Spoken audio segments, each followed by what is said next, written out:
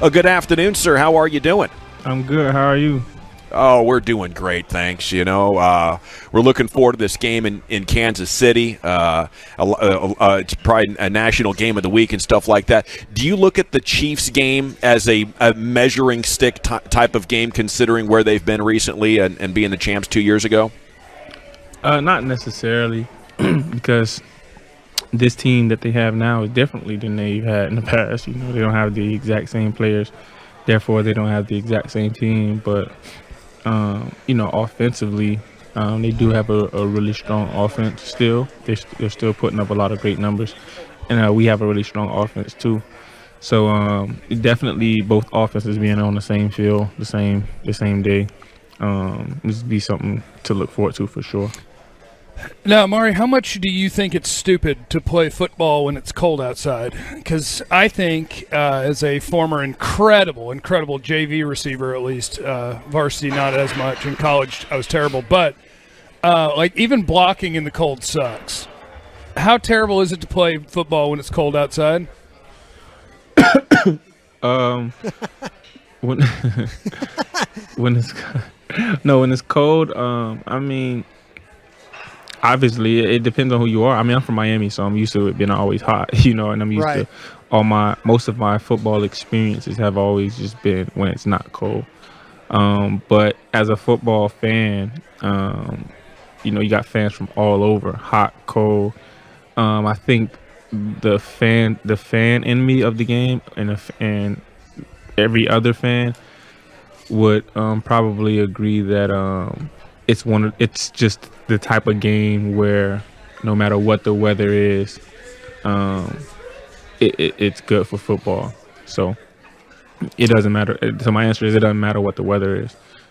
Okay, so Brian would agree with you because he's an old crusty guy, and he probably thinks that outside and snow and all that stuff is really fun. And I know it's going to be in the 50s in Kansas City, so not a big deal. But just generally speaking, we don't even decide who's the better team if we're out there slopping around in cold weather and snow.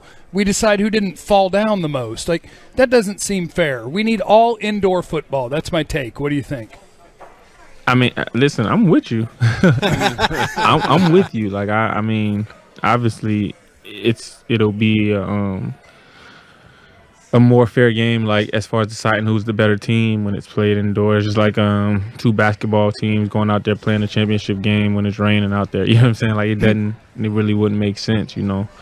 But just my position alone. I remember playing Pop Warner when I used to be on defense. I used to love playing in the rain.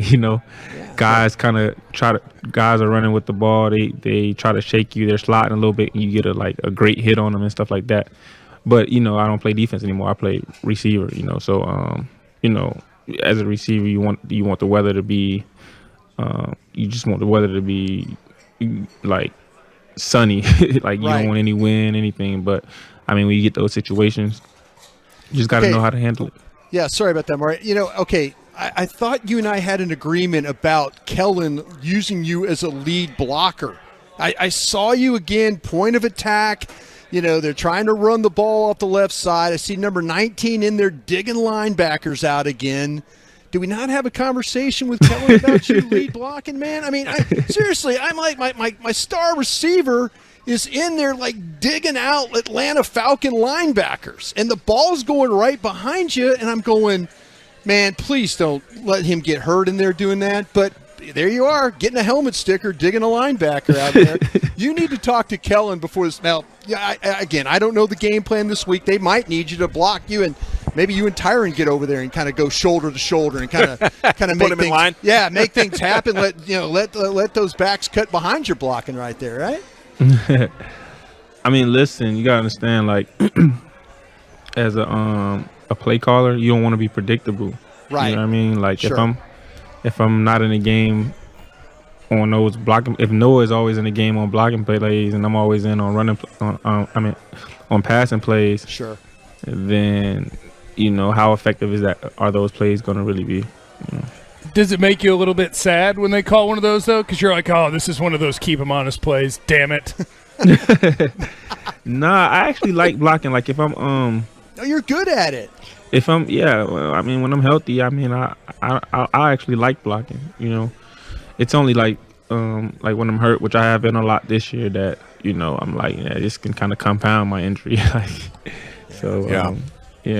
So going off of sounds from the sideline, they caught you and CD talking about it, and it sounded like you were in a little bit better condition as far as running with your health, and maybe Atlanta thought you guys were still compromised like the Denver game.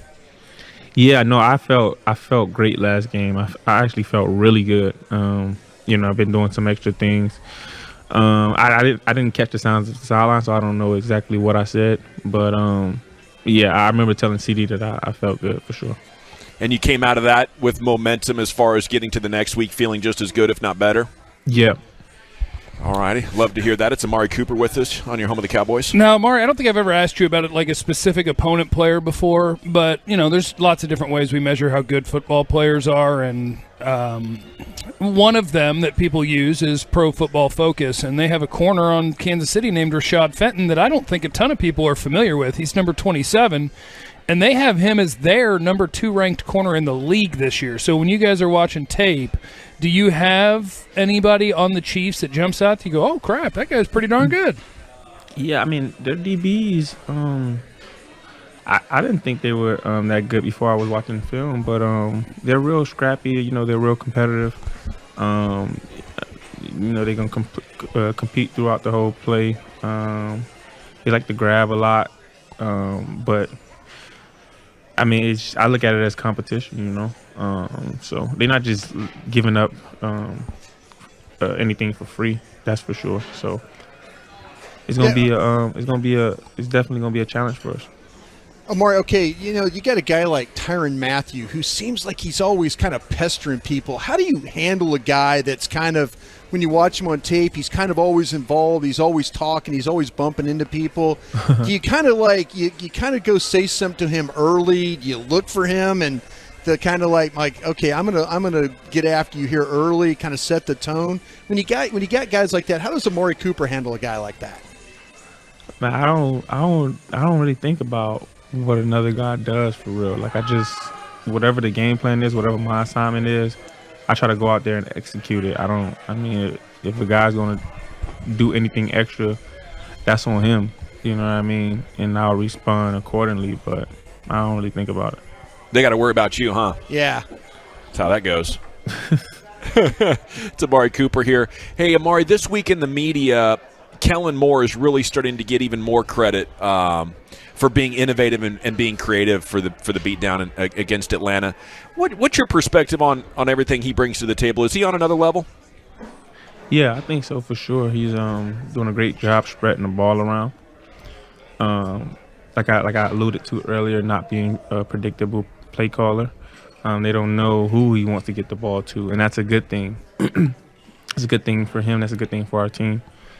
And he's just one of those, one of the younger play callers in the league. He's innovative. He understands football. And so, I think he's been doing a phenomenal job, and I think he's going to continue to do better. Amari, have you ever read the NFL rule book? No, I have not. Okay, well, I was out last week, so I don't know if you guys talked about the stupid thing where Nashawn got hit with a punt that never got past the first down marker but was still somehow a first down, which is stupid and counterintuitive.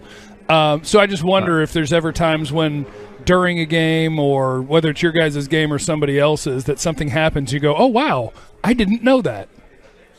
Yeah, it's happened to me a few times in the league and before. But I think that rule kind of made sense, though, because you have to view it just like you would view a muffed punt, because I think it went past the line of scrimmage, and so it was blocked. But wouldn't you see? I would try, like Bill Belichick at some point is going to get desperate in a game, and he's going to try an onside punt now that he knows this rule. Like, offensive linemen are going to dive out of the way, and you're going to punt the ball directly into the line and hope they're on the other side of the line, and you're going to fall and it's first down. Yeah, so to be honest, I haven't really looked at the play, so I don't even remember what happened. I just remembered that we didn't come away with the ball. So I don't remember what happened, but if you view a muffed punt in the same light as you would view what actually happened on the play, which I didn't really see, it kind of makes sense. But that's not the important thing to me. The important thing is to actually understand the rules. Like, it doesn't matter. I mean, it does matter, but it really doesn't matter if you agree with a rule or not. What matters is understanding all the rules. And you understand all the rules, whether it's a agreeable rule or not, you know not to do it. You know what I mean? Like making sure your socks are long enough and your jersey goes all the way into your pants. Exactly. Man, I was getting costly for CD there. Yeah. He's figured out how to wear the long blue shirt, though, Amari, hasn't he? He's puts the long blue shirt on, and then it's like when the game goes, he takes it off, so he kind of gets the fashion police away from him. I think it's a smart maneuver. Hey, Amari, okay, for this show we have to do a lot of research on stuff, and I was looking at all-time weird sports, and one came up, was called chess boxing. Okay, and it happens. They do this. This was developed in Berlin, Germany in 2003, and I thought about you for this. What you have to do is you have to play 6 rounds of chess, and then 5 rounds of boxing. And so each round lasts like 3 minutes. So you're declared the winner. You sit down. I mean, you're at a table, and you sit down. You play chess to get the checkmate, and then you got to TKO or KO the guy. Are we interested in this? Could we be a chess boxer, maybe? Like win at chess and then turn around and... I think Amari's your guy. Yeah, because you said you were a boxer. Like back in the day in Miami, you were a boxer. This might be right down your line. Yeah, I think it does a good job of mixing, physicality with the mental part of things. Because, I mean, you meet a lot of chess players. They're not very physical. You're calling them out. I like this. I don't think there's any chess players out there that could whoop you, Amari. I don't think so either. I think Amari's perfect for this sport. I was just looking at it on the internet. Yeah. Well, we appreciate. You got something to add to that? No, I was just gonna say 2 things. One, I've seen that before on the internet. You have? Okay. And 2, about 3 weeks ago, I overheard one of you guys. I don't remember which one it was. But when I was finished, I still had the headphones on, and one of you said, "Oh, I started at chess.com. Amari doesn't know." But I just know I heard that. So I kind of... that's me. That's Jeff. Yeah. I'm 1-0. I'm 1-0 on chess.com. I looked up how do you start a chess match, and I found out you moved one of your middle pawns, and then you just kind of wing it from there. So I'm 1-0 right now. I'm working my way up. I'll let you know when I'm ready. Yeah, just know that I knew that, though. You know what I mean? So I'm always one step ahead. I didn't say anything, but I'm always ahead. That's just the mentality. He just got right in your head. All right, always creeping. I got you. You're like the Jordan of the chess world. If anybody ever says anything, you're ready.